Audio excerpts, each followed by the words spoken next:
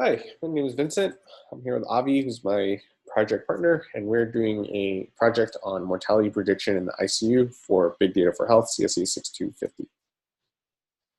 So our presentation outline will roughly be going over the research question, background of literature review, describing our data, empirical design, results, and future considerations. So our research question is, can we predict, what is the probability that a patient in the ICU will become deceased or have a mortality event using various features, just static and demographic features, medical diagnoses, and topics from clinical notes. And that last part, we will do some topic modeling using LDA. So why do we care? There's a plethora of literature on predicting mortality rates, and we want to predict mortality so that we can provide quicker feedback loops and affect clinical decision making. And the meat of our project will be, or really, a big thing that we're trying to do is perform topic modeling using LDA on clinical notes to extract meaningful features and see and test how much more indicative power do we get on top of baseline and just structured data. So brief review on the existing literature. Gassemi in 2014 does a similar approach in predicting mortality using notes from the ICU setting. He also used the MIMIC-3 data. Other studies include DeSalvo and Ciantis. Ciantis actually provides a nice overall survey study. It's linked in our references. If you want to get a sense of what other people have done, feel free to review that. So if we go on to our data, we use the MIMIC-3 medical information mark for intensive care data that is provided by MIT for computational physiology. They have a relationship with Beth Israel. Contains about 40,000 patients, 60,000 admissions, and 6,000 mortality events from 2001 to 2012. Note that this includes both structured and unstructured data, where structured data includes age, other demographic features. Unstructured data includes some vitals, clinical notes that are recorded in the EMR. So just to go through some descriptive stats, mortality rate is around 12%. There's a very large right skew of patients that are admitted. So we have, maximum patient has been admitted 42 times, so-called frequent flyer of the admissions. But most patients were actually admitted only once. If we look at length of stay, we also see a similar right skew.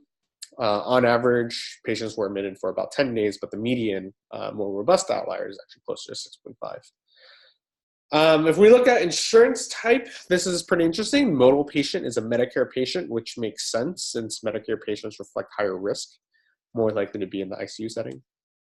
And so to briefly just talk about our tech stack, ETL and tech stack, Python runtime, Hive plus Hadoop, H-based data store.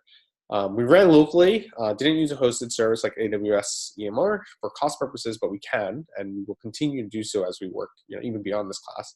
And configuration of Hive plus Hadoop was tuned available to the machine. So more specifically, our pipeline was modeled as a set of scripts run. If you look at our code, you can see there's basically like a pipeline runner that will run a bunch of scripts in order. Starts with the ETL of CSV files into HBase, extract features into HBase tables via HiveQL. HBase tables are then transformed to pandas data frames via HiveQL. ML models, in this particular case, we use a random forest models. Our best one are run in scikit-learn. Final models exported as pickled scikit-learn object. So to get into the empirical design, first we'll talk about the features. We had demographic static features, clinical diagnoses, and then clinical notes.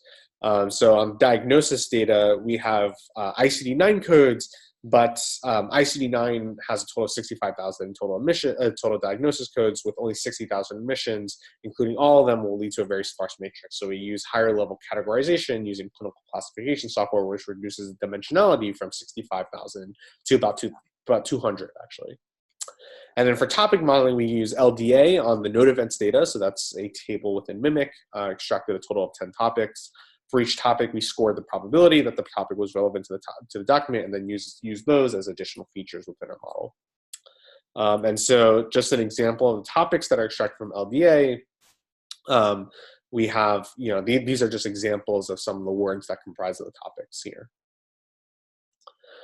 So in terms of our model, we use a random forest model. A non-parametric model like random forest can detect non-linearities and interactions that are likely to be present within the data, but we don't know a priori. We use a standard 70% train versus 30% test split. Metrics are area under ROC and precision recall curve. And if we now go into our results, pretty interesting. We have a baseline model, baseline plus clinical diagnosis model, and then baseline plus clinical diagnoses plus clinical notes. So with just our baseline model, area under the curve is about 70%, area under precision recall curve is about 18%. We actually see a huge jump in performance with just diagnoses, right? With the CCS diagnoses on top of baseline. So we get AURC of about 83%, area under precision recall, 36%. And then here we can see finally with clinical notes, you see our best model with area under precision recall curve about 42%. And here, I think it's very interesting here when we look at the structure of the ROC curve and the area under precision recall curve, like where exactly we got the performance. Really seems like the clinical notes adds additional power, especially in the cases where we were already relatively confident in the mortality event. So just to wrap up really quick, our conclusion, what we actually found was static and demographic features provide pretty good predictive power already. Age, along with insurance type, actually did a lot.